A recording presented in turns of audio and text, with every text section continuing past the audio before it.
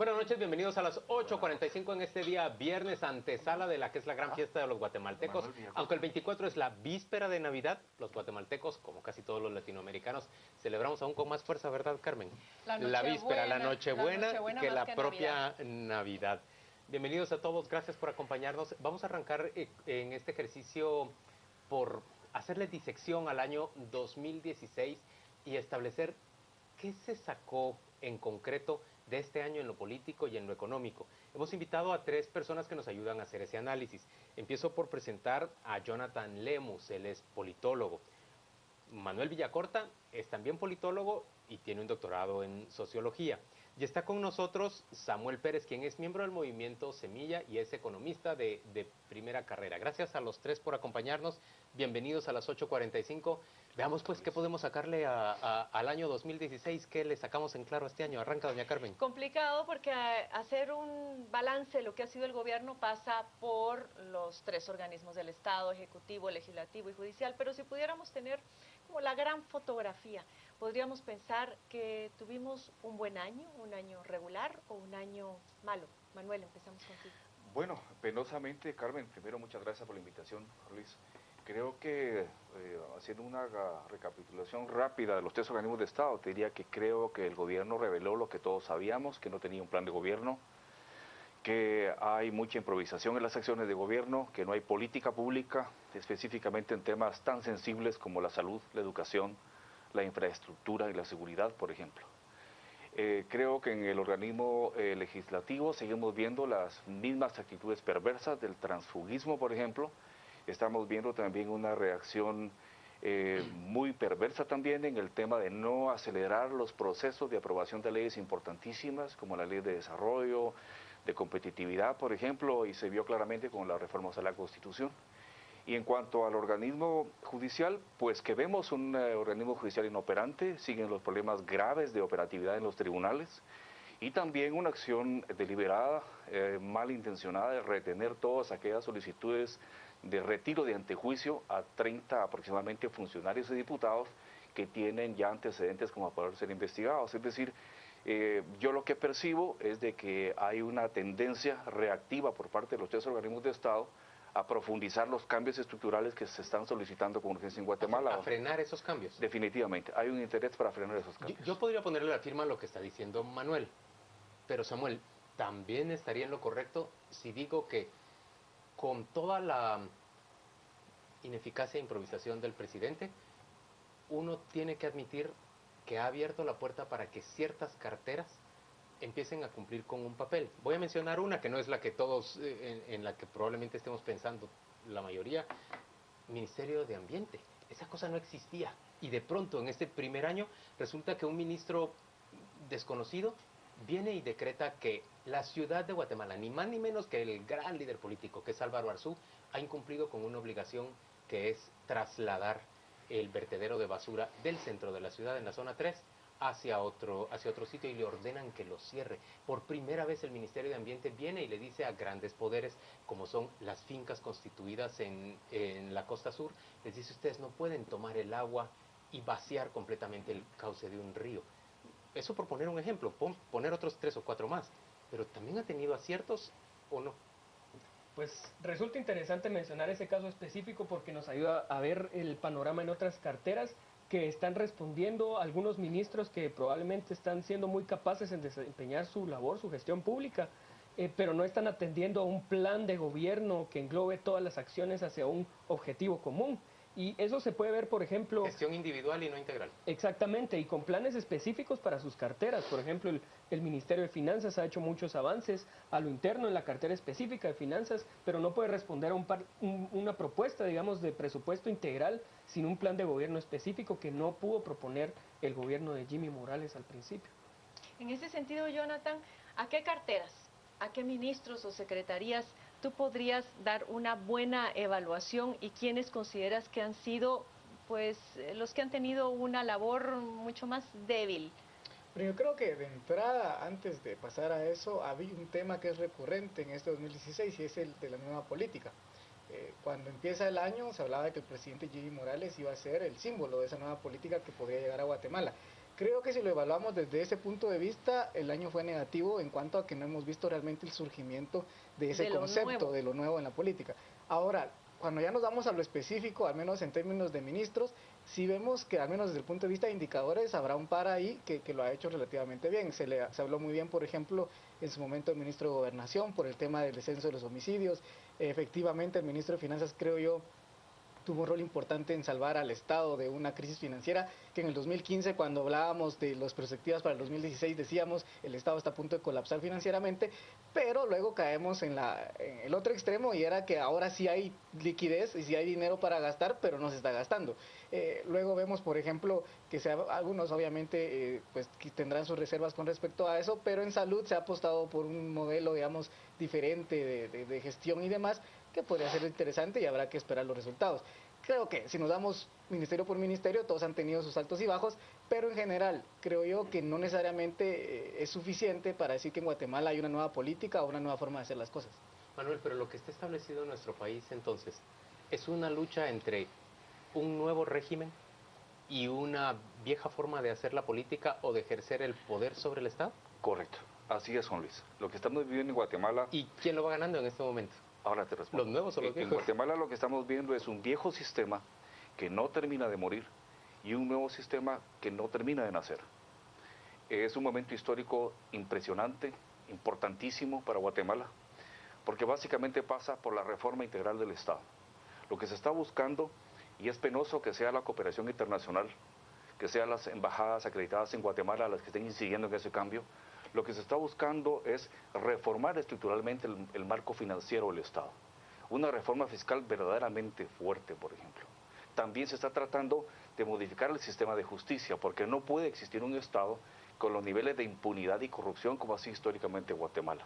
Y se está tratando también de reformar el sistema político, porque vemos nosotros que en Guatemala la corrupción y la crisis es sistémica, cruza los tres organismos del Estado, cruza a muchos empresarios, a muchos políticos, a muchos funcionarios, y desestructurar toda esa trama es muy complicado.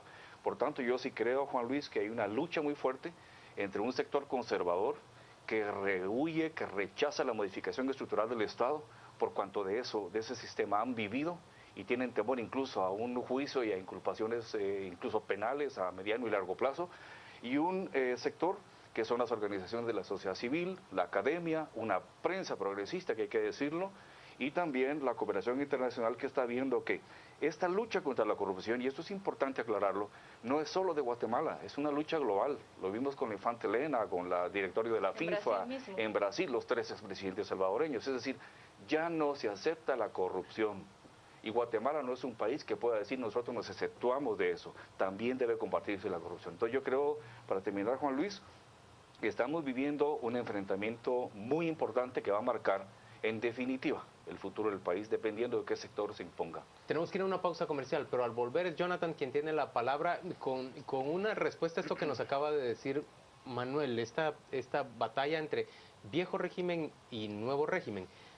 Y también con una pregunta más.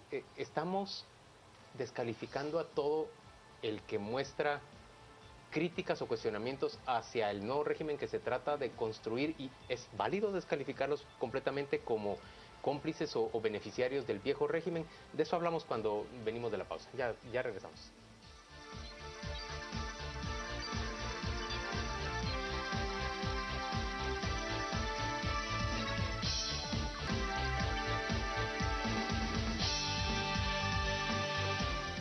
Estamos de vuelta en a las 8:45, conversamos, tratamos de hacer disección sobre lo que ha ocurrido, en términos políticos y económicos a lo largo de 2016.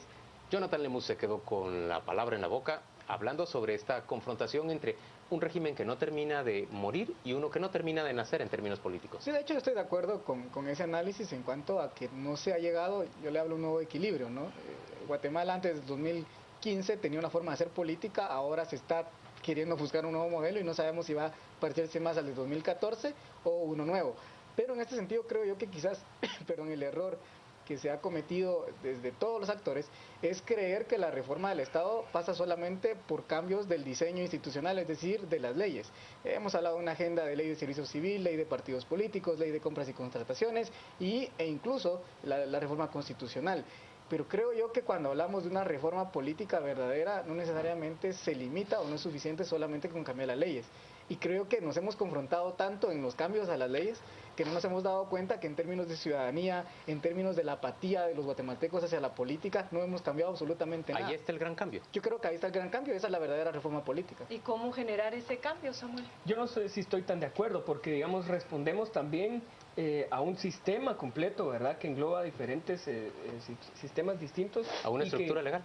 No solo la estructura legal, digamos también la económica, un sistema económico que aunque se trata de poner un nuevo régimen, digamos una nueva forma de hacer política, como se ha calificado, sigue respondiendo a la misma estructura económica del Estado, con un Estado pequeño, sin políticas claras en cuanto a temas, por ejemplo, de empleo, de competencia, políticas industriales, si hay o no va a haber. Sigue siendo el mismo sistema, digamos, económico que permanece en las mismas condiciones de vida y que también vimos este 2016 que están agravándose, ¿verdad? El único país de Latinoamérica que va para abajo. Ahora, uno se pregunta, ¿hay liderazgo por parte de los distintos presidentes de los 3 organismos del Estado para impulsar un cambio de fondo? En el caso del presidente Jimmy Morales, pues ha tenido algunas acciones en los últimos días, como entregar camillas en los hospitales, arreglar la terminal, cuestiones que algunos ciudadanos califican como labores de primera dama, pero que no atienden realmente la profundidad de los problemas que tenemos en términos de las políticas públicas que el país necesita impulsar. Un Congreso de la República también que cuando uno ve las iniciativas de ley que están esperando retomarse el próximo año, tenemos la de la castración quirúrgica, la multa por no recoger las heces de las mascotas, la legalización de la marihuana, la prohibición de la comida chatarra, descanso por el Día del Padre y descanso para toda la familia, el Día de la Familia. Uno se pregunta... O sea, no leyes muy trascendentales, digamos. Sí, uno se pregunta, bueno, ¿vamos o no vamos a ningún lado? Bueno, yo creo, Carmen, que el problema ahí radica desde una procedencia congénita del propio sistema. Tú preguntas si hay liderazgo en los 3 organismos del Estado. Y de hecho los 3 presidentes de los 3 organismos del Estado generalmente son electos por un sistema político que todos sabemos que es corrupto, que es perverso y que está viciado. Entonces esa dependencia de ese presidente de un organismo de Estado con un sistema político corrupto, evidentemente le va a limitar la responsabilidad política e histórica que tenga al frente del determinado organismo del Estado. Yo creo que el problema pasa fundamentalmente por algo muy concreto, y es que en Guatemala las élites jamás tuvieron la capacidad de entender que teníamos que tener Estado, que no es una cuestión ideológica, sino es una cuestión de sentido común. No podemos seguir como...